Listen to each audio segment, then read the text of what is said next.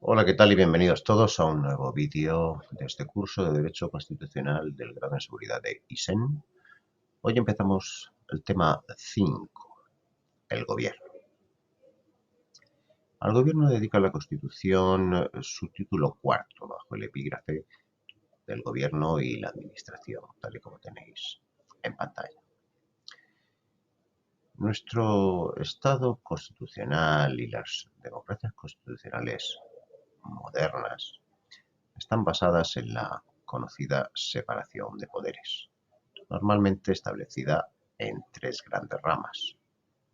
El poder legislativo, que es el que representa al pueblo, extraído directamente de las elecciones mediante sufragio universal y que ejerce la potestad legislativa, el Parlamento, en definitiva. El poder judicial, encargado de hacer cumplir esas leyes que emanan del Parlamento, y el denominado poder ejecutivo. Bien, es el gobierno el que encarna este poder ejecutivo y que no debe de entenderse como una simple ejecución de las leyes aprobadas por el Parlamento. El gobierno no es un simple mandado del Parlamento, sino que el gobierno dirige la política nacional. Es el impulsor de una determinada manera de hacer la política y es por tanto el actor principal del impulso y de la iniciativa política. Vamos a examinar a continuación cuál es la composición del gobierno. Como bien veis, el artículo 98 de nuestra Carta Magna establece que el gobierno se compone del presidente, el presidente del gobierno, elegido en la sesión de investidura por el Congreso de los Diputados, o bien elegido a través de una moción de censura exitosa en el Congreso de los Diputados, de los vicepresidentes en su caso, es decir, puede o no puede haber vicepresidentes, ¿de acuerdo? No es una figura obligatoria. Así como de los ministros y de los demás miembros que establezca la ley. Así que el gobierno se constituye básicamente por el presidente y los ministros, pudiendo existir vicepresidentes, que asimismo pueden ser ministros de un ramo determinado de la actividad, pero no es imperativo. Es decir, pueden existir vicepresidentes que no sean ministros, con ninguna cartera específica, que no sean los jefes de ningún departamento ministerial específico, sino que simplemente actúen como vicepresidentes de manera exclusiva.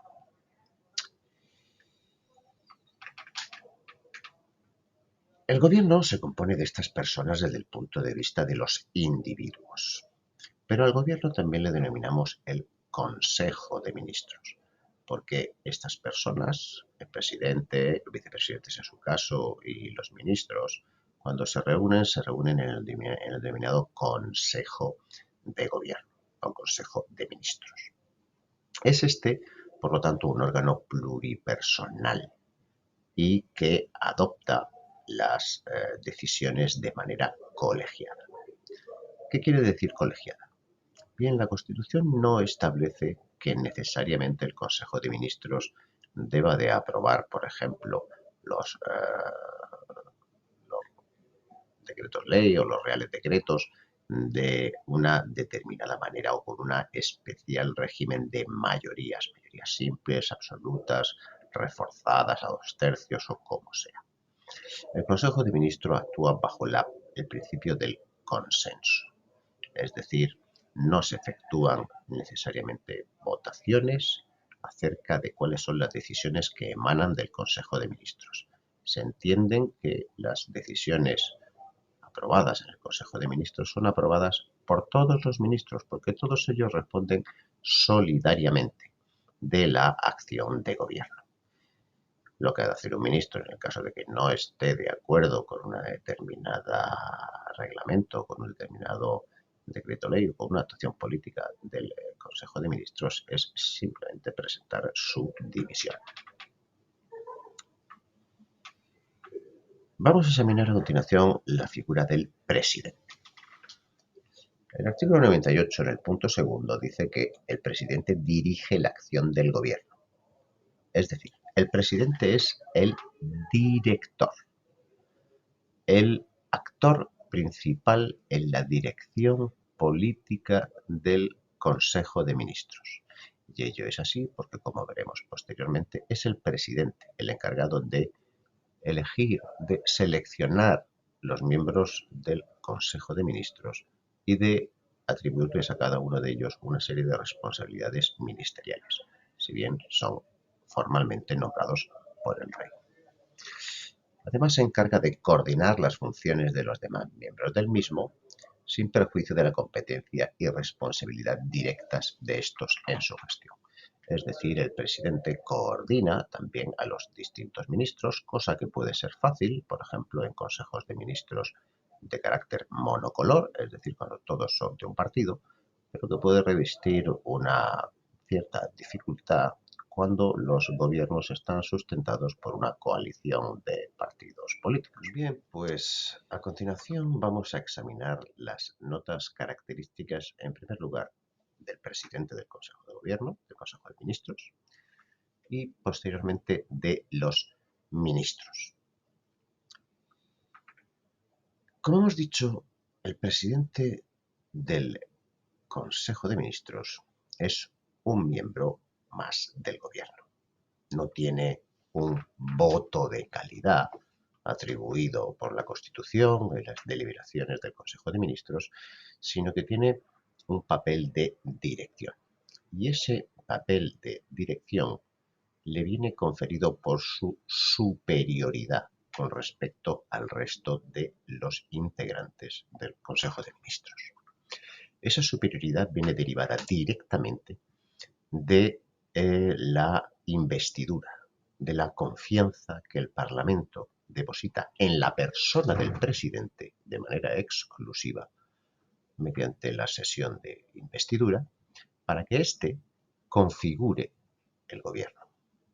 Por lo tanto, el presidente es el que está encargado de definir el número de ministros y el número de ministerios de los que se va a configurar su gobierno, no tiene ninguna limitación constitucional con respecto a ello.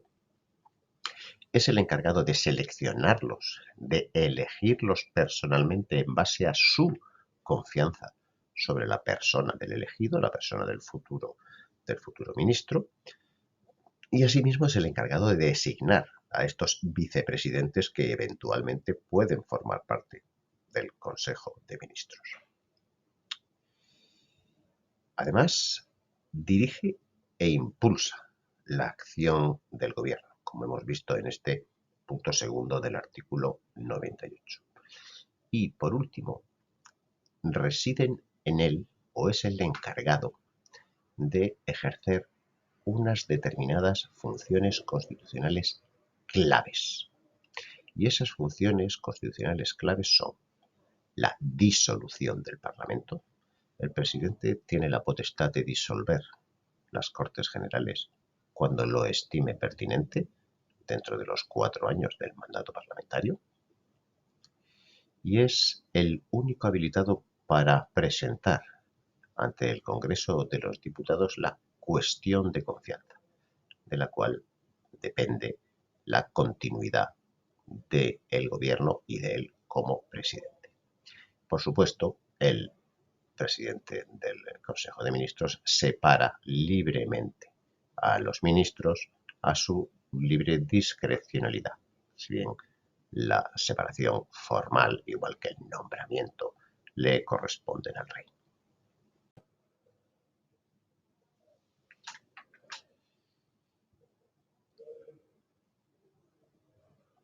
Los ministros que componen el Consejo de Ministros se caracterizan por dos notas principales o tienen dos vertientes principales. Por una parte, son miembros de ese gobierno, de ese Consejo de Ministros y subordinados desde el punto de vista político al presidente del gobierno, en tanto en cuanto éste puede separarlos, puede cesarlos libremente en cualquier momento. Pero, por otro lado, los ministros son los jefes y las cabezas de sus respectivos ministerios. Es decir, son los responsables máximos de la gestión ministerial que el presidente del gobierno les encomienda. A eso se refiere el punto segundo del artículo 98, cuando dice que el presidente dirige la acción del gobierno y coordina las funciones de los demás miembros del mismo, sin perjuicio de la competencia y responsabilidad directa de estos en su gestión, en la gestión ministerial. Bien, pues vamos a continuación a pasar a examinar el estatuto personal de los ministros y de los miembros del Consejo de Ministros. El artículo 98, en su punto tercero, establece que los miembros del gobierno no podrán ejercer otras funciones representativas que las propias del mandato parlamentario. ¿Qué quiere esto decir? Que tanto el presidente del gobierno como los ministros solamente pueden ser diputados o senadores. Repito, pueden ser, puesto que, como sabemos, no es necesario que ninguno de ellos sea ni diputado ni senador. Pero si eventualmente lo fuesen, sería compatible con el cargo de ministro y presidente del gobierno. Pero son los únicos funciones representativas que pueden ejercer y por lo tanto no pueden ser concejales, no pueden ser alcaldes, no pueden ser diputados regionales ni ostentar otro tipo de función representativa, ni, como dice el propio artículo 83 al final, ni cualquier otra función pública que no derive de su cargo. Función pública que no derive de su cargo. Por ejemplo, en algunos ministerios existen empresas públicas, existen fundaciones públicas, cuya presidencia, de manera habitual, recae en la figura del ministro. Bien, estas otras funciones públicas, como presidente de empresas públicas o fundaciones públicas, sí son compatibles, puesto que derivan directamente de su cargo. La normativa que regula estas empresas y fundaciones establece que su presidente será, por ejemplo, el ministro de Industria y, por lo tanto, en quien recaiga la cualidad de ministro de Industria será automáticamente presidente de estos entes. Pero no pueden serlo ni no pueden ejercer ninguna otra función pública. Así que, por lo tanto, no pueden tampoco ser funcionarios en activo. Cuando uno de estas personas o uno de los miembros del Consejo de Ministros resulta que es profesionalmente un funcionario, deja de ejercer como tal, pasando a la situación denominada de servicios especiales. Además, establece el artículo 98 que no pueden ejercer actividad profesional o mercantil alguna mientras que están en el ejercicio.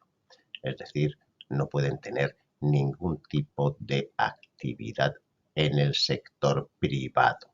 ¿De acuerdo?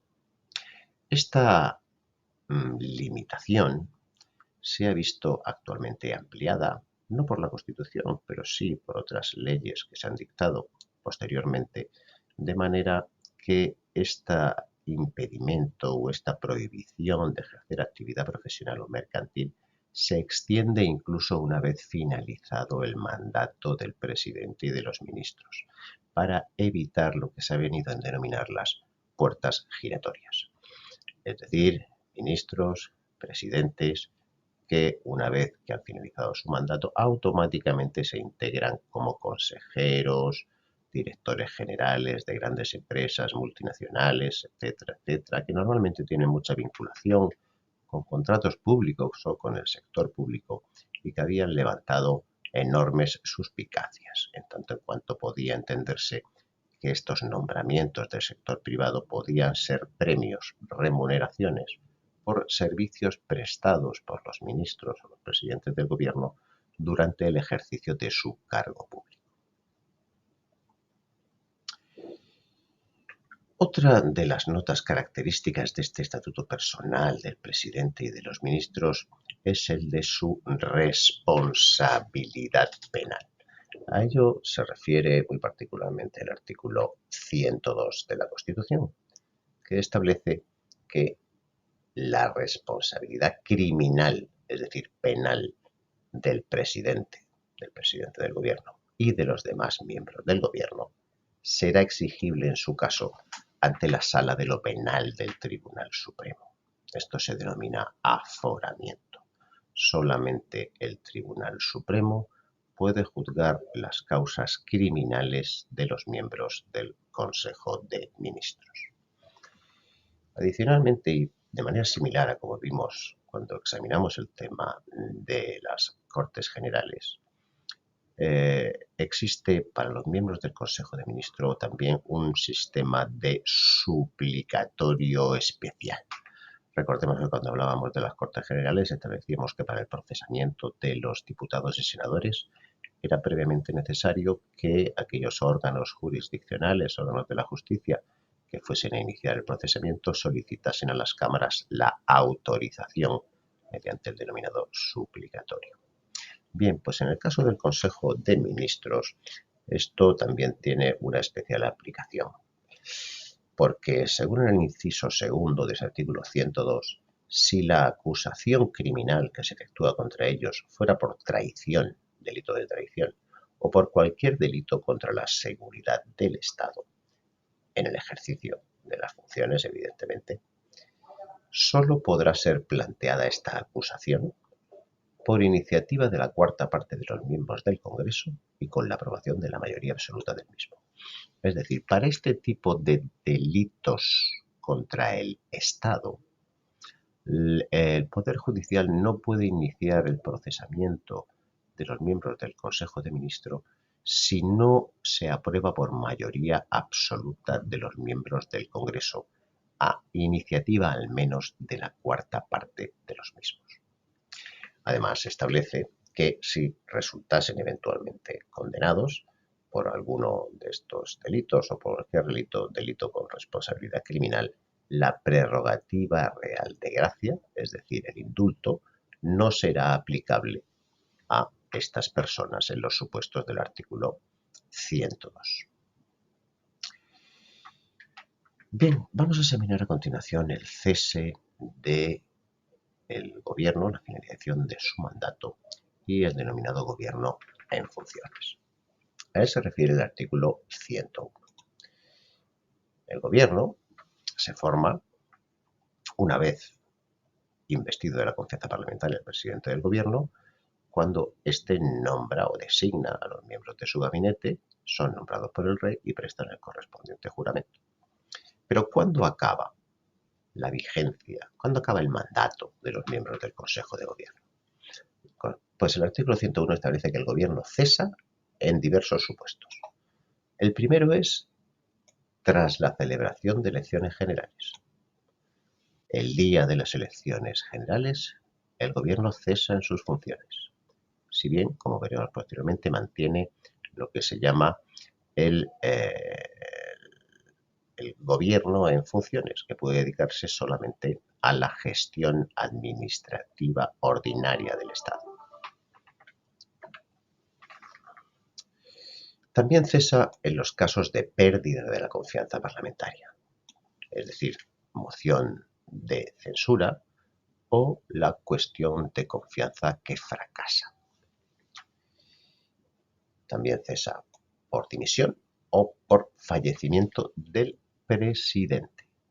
Si el presidente dimite o el presidente fallece, la confianza parlamentaria se extingue y con ella se extingue la habilitación del Consejo de Ministros. Bien, el artículo 101, el inciso segundo, establece que el gobierno cesante el gobierno que haya cesado por alguna de estas causas continuará en funciones hasta la toma de posesión del nuevo gobierno. Es decir, el Estado y el funcionamiento de la Administración en general no pueden permitirse estar completamente descabezados durante posiblemente meses. Es decir, hoy os estoy hablando, es el 15 de octubre del año 2023. Las elecciones generales fueron el 23 de julio de este mismo año. Por lo tanto, han transcurrido los meses de agosto, septiembre, octubre y buena parte de noviembre. Casi 4 meses sin gobierno o con el gobierno cesado. Bien, pues el Estado y la Administración necesitan que las cosas sigan rodando durante ese periodo hasta que el nuevo gobierno se constituya. Esto es lo que se denomina el gobierno en funciones, al cual le están limitadas muchas atribuciones, puesto que este gobierno en funciones no goza de la confianza del nuevo Parlamento.